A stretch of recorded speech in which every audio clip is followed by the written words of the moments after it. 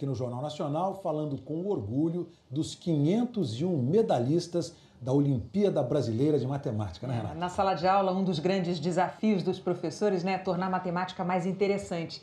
Afinal de contas, ela está em todo canto, como mostra agora o repórter Felipe Santana. O mundo estava fazendo o que ele faz de melhor, existindo, selvagem. E alguém, de repente, resolveu que as coisas poderiam ser contadas. E depois inventaram os números, 1, 2, 3, 4, 5. O que ninguém imaginava é onde isso iria nos levar. Olha em volta, o mundo é matemática, matemática, matemática. Hoje a gente quer te convidar para um passeio pela cidade, só que enxergando as coisas de um jeito um pouco diferente. Quer ver? A gente vai usar a lente dessa câmera para te mostrar como a matemática está em tudo. Só que antes, vamos tomar um cafezinho?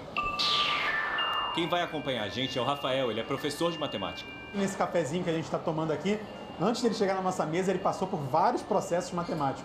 Para compor o preço do cafezinho, ele tem que analisar quanto que ele vai gastar comprando o café, quanto que ele vai gastar de imposto, pagando as contas do estabelecimento, de aluguel, salário dos funcionários. Na hora de pagar o café, entra o sistema monetário. A gente usa o sistema de base 10, números decimais para determinar os centavos. Mas vamos começar pisando num cartão postal? Você deve conhecer essa calçada. Teria sido muito mais difícil se não fosse a matemática. Né? Pois é, ele teve que calcular a área desse lugar para saber a quantidade exata de pedrinhas que ele deveria colocar aqui. E assim ele pode saber a quantidade de pedras pretas e a quantidade de pedras brancas. Exato, se for a mesma quantidade, é só dividir por 2. E a mesma coisa nesses prédios, nada disso estaria aí se não fosse matemática, né? Exatamente, a matemática ela entra na engenharia, por exemplo, e o engenheiro precisa saber a proporção exata dos materiais para que o prédio não caia.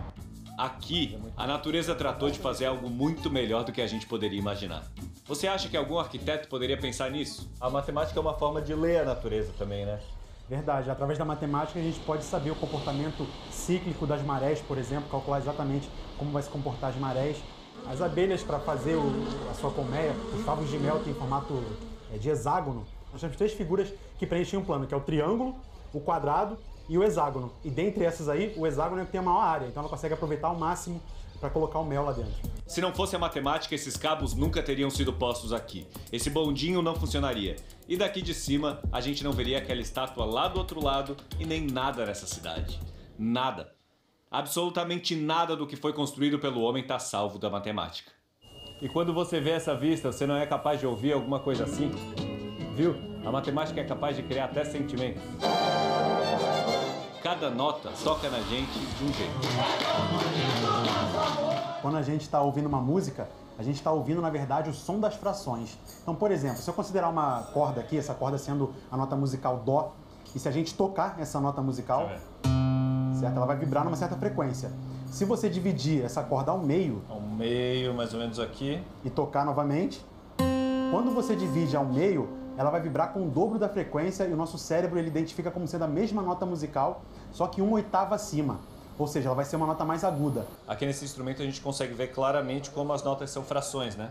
Exato. Você percebe no xilofone aqui que a gente começa com a nota musical Dó, e aí cada nova nota musical é uma fração do tamanho da madeira da nota original, né? E daí você sai por aí ouvindo música no seu celular. Você sabe que tá ouvindo números, né?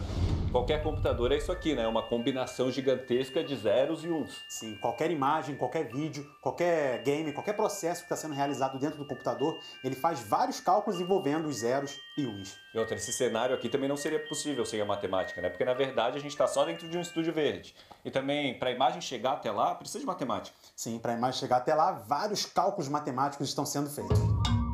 Quando você arruma aplicações para o cotidiano, na matemática, você faz a matemática ter mais sentido para o estudante. Não vira uma decoreba. Não vira decoreba. A matemática está longe de ser uma matéria decoreba.